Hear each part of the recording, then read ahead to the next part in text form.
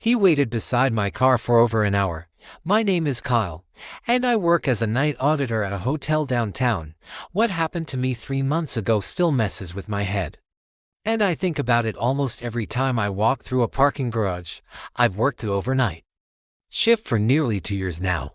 I'm used to strange hours, empty hallways, and quiet streets, but nothing ever felt as off as that night in May. It was just after midnight when my shift ended.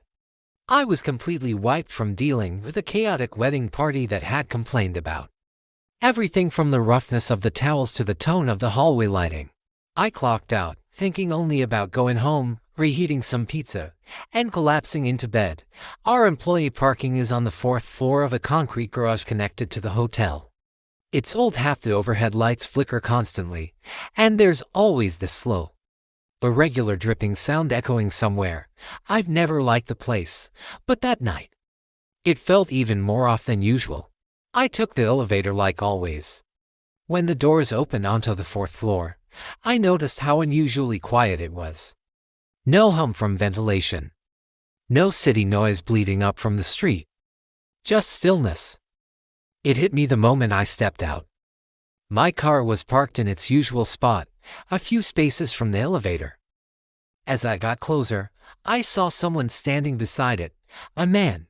He was right next to my driver's door, not moving, not leaning on the car, just standing there, his back to me. His posture was weird. He stood straight with his hands clasped in front of him like he was waiting for something, or someone. He wore dark clothing, a navy jacket maybe, with black or dark pants. There was nothing obviously threatening about him, but the way he stood there made my skin crawl. I stopped walking. At first, I thought maybe he was confused about which car was his. I've done that before, walked up to the wrong Civic, same color and everything. But even from where I stood, I could tell he wasn't checking the vehicle or looking around. He was staring directly at the door handle. I decided to walk past like I was headed for another car. As I got closer, I tried to get a better look without making eye contact. He looked to be in his 40s, average build, thinning brown hair, pale skin.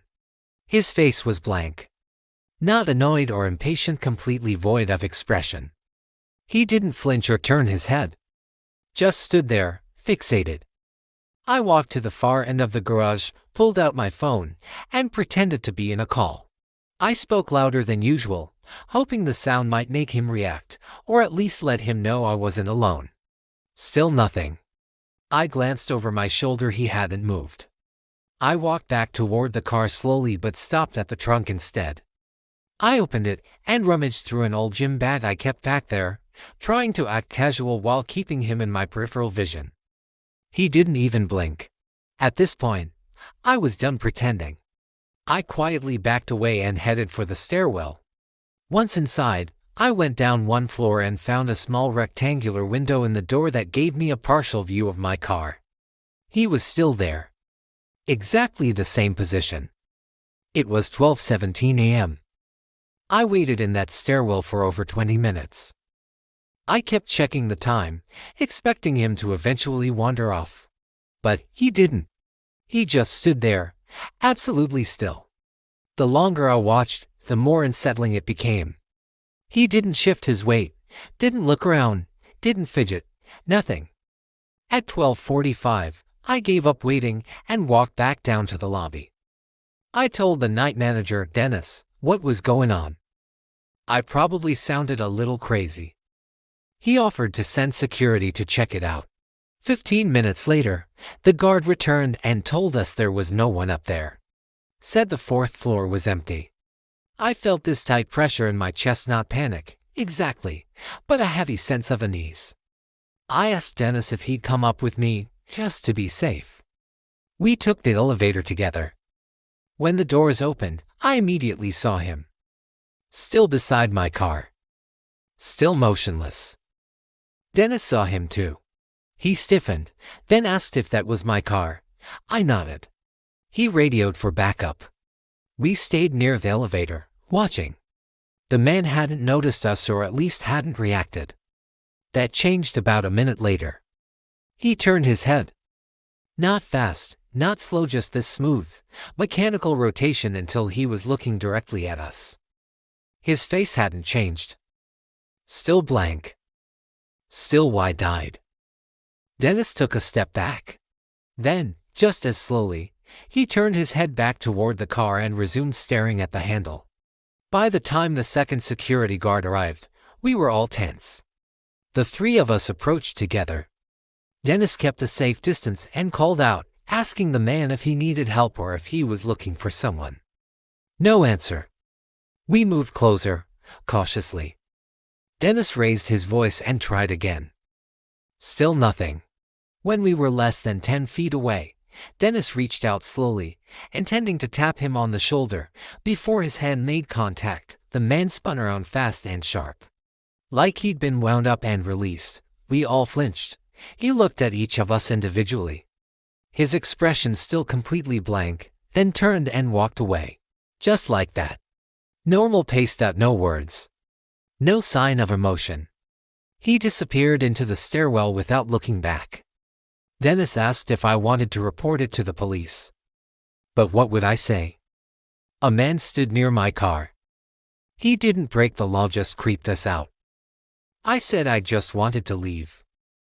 Dennis stayed with me until I got in and started the engine. I checked the seats and under the car everything was in touch. The clock on the dash read 1:19 a.m. That man had stood by my car for more than an hour, didn't touch it, didn't try to steal anything. Just stood there. Focused entirely on my door. I never saw him again. I park on a different floor now. And I check my surroundings constantly. But I still don't know why he was there, what he was waiting for, or who. Sometimes, late at night, I still get that same feeling when I enter the garage, that eerie awareness that something might be watching me, just beyond the edge of the light. Every night, I found my car moved slightly. My name is Patricia, and I'm a night shift nurse at St. Mary's Hospital downtown. What I discovered on my dashcam 3 months ago still makes me check my back seat day or night. I've worked nights for 5 years. I'm used to the quiet halls, the fluorescent lights, the dead silence of 7 a.m. after a long shift. But nothing prepared me for what happened last October. It started like any other Monday. I'd just finished a brutal 12-hour shift.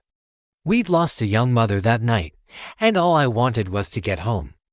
I parked in the same place I always did, level 4, Section C of the hospital's concrete garage. It's the one staff use, shared with the neighboring medical building. When I walked to my car that morning, something felt off. Not alarming, just off. My blue Toyota Camry was in the same spot, flanked by the usual white pickup and gray Honda. But I noticed it was hugging the left line. Not by much, maybe 4 inches, but I always center my car. My dad drilled that into me. I chalked it up to exhaustion and left it at that. Tuesday morning, it happened again. This time, the car was leaning right, almost brushing the line. I knew I hadn't parked like that. I'd even thought about the day before and had made sure to center it. I checked for damage, nothing. The interior looked untouched. Everything exactly where I left it. By Wednesday, I started documenting. I took a photo before my shift, clearly showing the space lines. Afterward, I compared it to the next morning. The car had moved slightly forward and was angled differently. It wasn't a glitch of memory anymore. Someone had moved it. I reported it to security. Bill, the night guard, was sympathetic but said level 4 had limited camera coverage, too many blind spots. He floated the idea that it might be a prank. Medical students get bored, he said. But who risks their career moving a nurse's car a few feet? That Thursday, I tried something simple. I placed a small piece of tape behind the rear tire, nothing obvious, just a marker. When I came back Friday morning, the tape was 2 feet off. The car had moved. That's when I noticed the mirrors. They were adjusted wrong. Both side mirrors and the rear view mirror were slightly raised. I'm 5 feet 4, and whoever adjusted them was taller. Someone had sat in my seat. I felt sick. Whoever it was wasn't stealing or damaging anything. They weren't taking it for joyrides. They were just sitting in my car. Why? Friday night, I parked in a new spot on level 3, near the elevator. More people, more light. But Saturday morning, the Camry was in a completely different section. Not just a different spot, a different part of the garage. Whoever it was had followed me. They knew which car was mine. I called the police. The officer was polite but clearly unconvinced. No crime had technically been committed. I showed him photos, but he brushed them off as angle tricks. He filed a report, but I knew he didn't believe me. Saturday night, I parked next to the security booth on level 2. Told Bill directly. He promised to keep an eye out.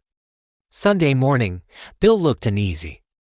"Car's fine," he said. But around 3 a.m., someone came by.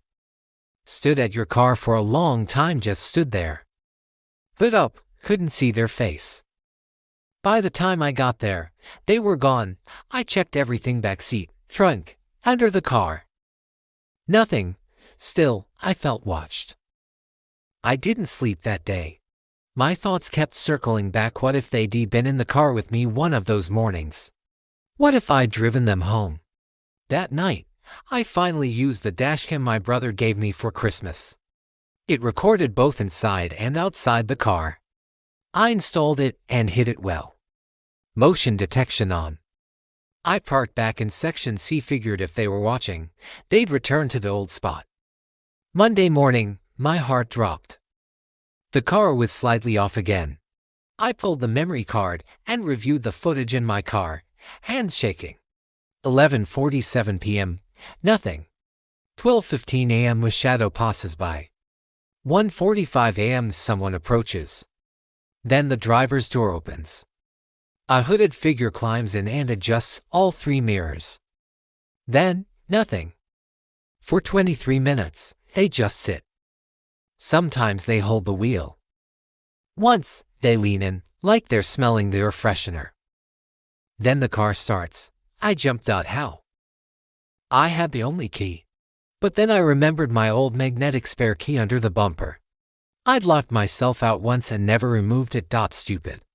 The figure drives slowly, cautiously. Backing out, inching forward, reversing again. For 5 minutes, they just move around the garage, never far, just circling. Then they return, struggling to park exactly where it was. 4 attempts.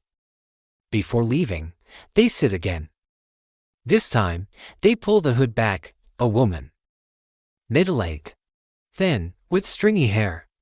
Her expression wasn't malicious. It was empty. Maybe even sad. She adjusted the mirrors again, and then turned to the camera. She stared directly at it. For 30 full seconds. Then, she smiled, a small, strange smile, and mouthed something I couldn't quite make out. She left. I took the footage straight to Bill. He watched silently and said, "I've seen her. Thought she was homeless. Never caused trouble." He called the police again. This time, they took it seriously. Breaking and entering, stalking. It was no longer paranoia. I stopped parking there. Found a paid lot 6 blocks away. Inconvenient but safer. I changed my locks, removed everything she might have touched. Still, the car didn't feel like mine anymore. 2 weeks later, Bill called. They'd found her in someone else's car this time. Same pattern. Sitting. Adjusting mirrors. Driving slowly in circles. The new owner had seen my report and installed a camera. Her name was Linda Morrison. 47. No prior record. Lived nearby. During questioning, she broke down. She said she used to own a Camry. Same model, same color. Her daughter Emily had driven it the night she died, hit by a drunk driver, 5 miles from home. Linda saw my car in the garage and something inside her broke. It looked like Emily's. Sitting in it made her feel close to her again. She used the spare key, adjusted the mirrors the way Emily used to. Drove it around like she'd done when teaching her to drive. Always in the garage, always slowly, always returning it. She wasn't trying to scare me. She was mourning. She was charged with trespassing, given probation, and mandatory counseling. I didn't push for more. What would be the point? I sold the Camry a month later. Not out of fear, but because every time I sat in it, I pictured her doing the same. Smiling at the camera, pretending her daughter was still alive. I drive a Honda now. I still work night shifts. Still park in that garage. Sometimes, late at night, I catch myself checking for blue Camrys. Once, I thought I saw her on level 3, staring at a car that looked like mine. She gave me that same sad smile from the dashcam, then turned and disappeared into the stairwell. I didn't report her. She wasn't dangerous. Just lost. Sometimes. The scariest things aren't what hide in the dark, it's what the dark reminds us we've lost. The elevator skipped my floor, but I wasn't alone. My name is Frank, and I work as a financial analyst in a high-rise downtown. What happened 6 weeks ago in the parking garage still messes with my head. Since then, I've taken the stairs up 15 floors every day. Sounds ridiculous. I know, but it's not about exercise. It's about not stepping into that elevator again. It started on a Tuesday night in late September. I stayed behind to finish up a quarterly report that had to be ready the next morning. When I finally packed up, it was just after 10 p.m. The office was dead quiet except for Carlos from the cleaning crew. He was taking out the trash near the break room as I walked by. He looked up. "Working late again, Mr.